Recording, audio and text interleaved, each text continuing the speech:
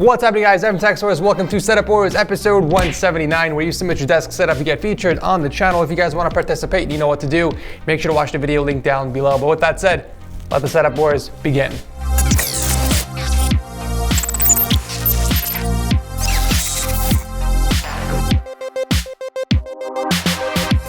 Starting off the episode very simple, we have Cameron from London and his minimalistic setup that he uses for mostly student work and semi-pro CSGO. He's using a 27-inch Acer monitor which looks to be mounted on the desk, which is actually the same one I used in the Venom gaming setup for Setup Makeover Season 2.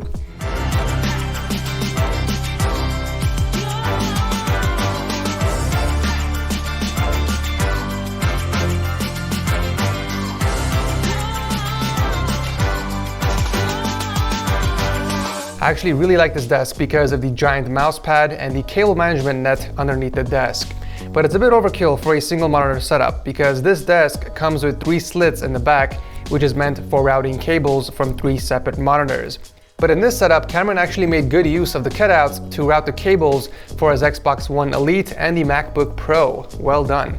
Speaking of cables, he did drill another hole in the center for his keyboard and mouse, and the rest of the wires are beautifully managed underneath the desk using lots of cable clips and zip ties. But I'm curious why you have a power strip underneath here if there's nothing connected to it. Also under here, he has a few hangers holding up his headphones. We have the HyperX Cloud Stinger for gaming and the Bose QC35II for everything else. And now for the recommendations. First off, I get why you put the monitor so close to the desk like that. It's to hide the cables going down, but in exchange, you are putting a lot of strain on your neck constantly looking down, so I don't recommend that. If you're really that worried about hiding the cables, then you could hide the cables behind the monitor mount using Velcro straps. Your neck will thank you later. I also feel like your MacBook could use a stand. I did find a few on Amazon that are pretty minimalistic and it won't take up any extra space on your desk, and they do stick to your color scheme as well. Speaking of which, you should consider adding a skin to it because the MacBook does stick out a lot compared to everything else in your setup. Of course, adding a bit of personality will spice up your setup, but it's refreshing to see a MacBook setup after all this time. Thank you, Cameron, for entering. Speaking of Mac setups, you'll want to check out today's sponsor. Thanks to Setup for sponsoring this episode of Setup Wars. Setup is a useful suite I found that packs over 150 Mac apps into one platform. You can browse all the programs that Setup has to offer by the Explore tab or by each app category. It's very simple to install on your Mac and utilizations are countless. The solution alleviates the need of value assessment for multiple app memberships, and it's got you covered with a collective flat membership rate.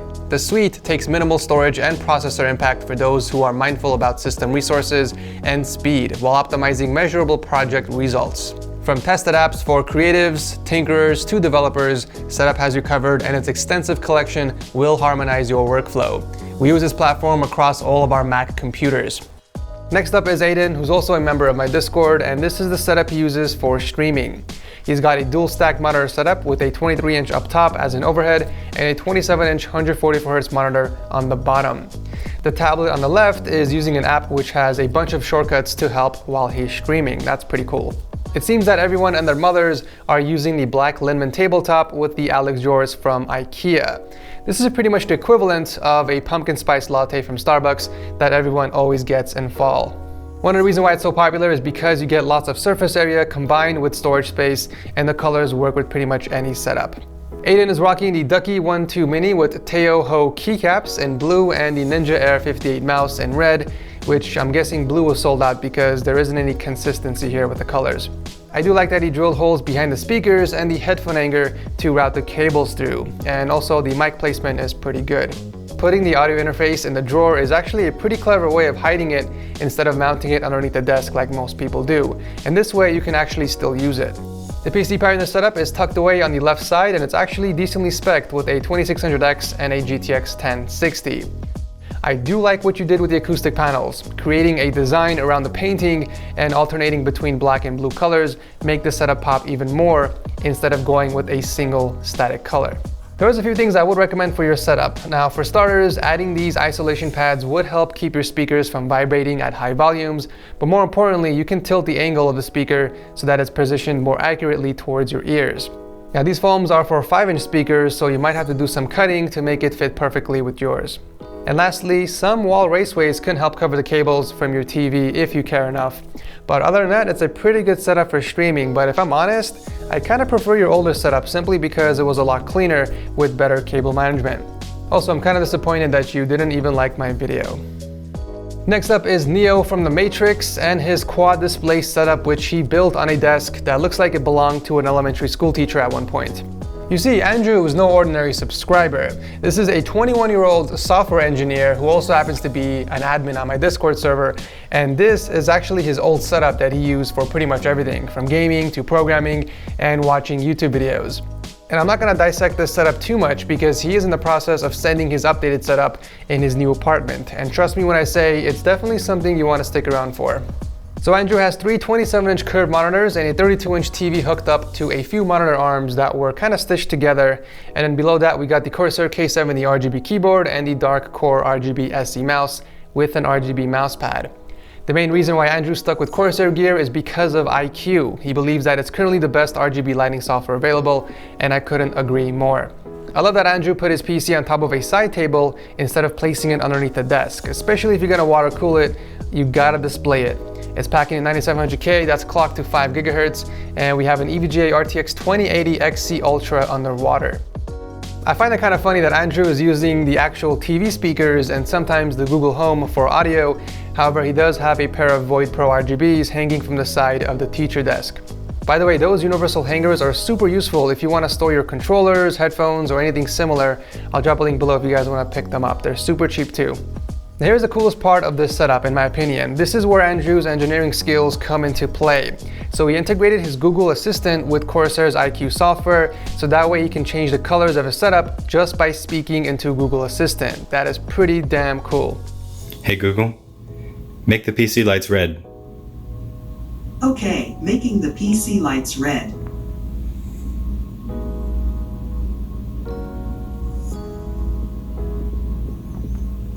Hey Google, make the lights red. Sure, changing 6 lights to red. Cables are tucked away nicely behind the desk, and overall the setup looks great, but it kind of feels like it belongs in my grandmother's bedroom. All of that is gonna change very soon, however, since Andrew is completely redoing his setup in his new apartment. So thank you, Andrew, for entering, and I'm excited to see your new setup. At number 4 is Lucas and his beautiful compact setup. You see, Lucas is a full-time student and he uses the setup for hardcore gaming and occasional homework and Netflix, which I find funny because shouldn't it be the other way around? Shouldn't you use this setup for hardcore homework and occasional gaming since, you know, you're a full-time student? Since Lucas has a very tiny room, he was very limited on what type of setup he could build given the space constraints, hence why one of the monitors is hanging from the side of the desk. He's using the Razer Ornata Chroma keyboard and the Razer Lancehead Chroma mouse with the Goliathus extended mousepad, but he did drill a hole in the desk to route the cables. But check this out guys, he also drilled a hole for the iPhone charging cable and he attached a cable clip to it so that's easier to grab and plug in his phone whenever he needs to dock and charge it. That is very clever. For audio, he's got a few headphones hanging underneath the desk and a pair of Sonoverse speakers that he mounted above his setup using a few tiny wall shelves. I do like that you used wall raceways to cover up the cables and you even painted them in gray so that it blends in with the wall, but why didn't you paint the other raceway behind your monitor? The cables are managed very well underneath the setup thanks to a Signum rack and a few cable clips. However, the middle raceway was a bit unnecessary. You could have just used a few cable clips to keep the wires from hanging down. Also down here is a tiny open drawer holding up his PS4, PS3 and the Wii. And finally, we got the PC powering the setup, which has an 8600K and an RTX 2070 with custom sleeved cables.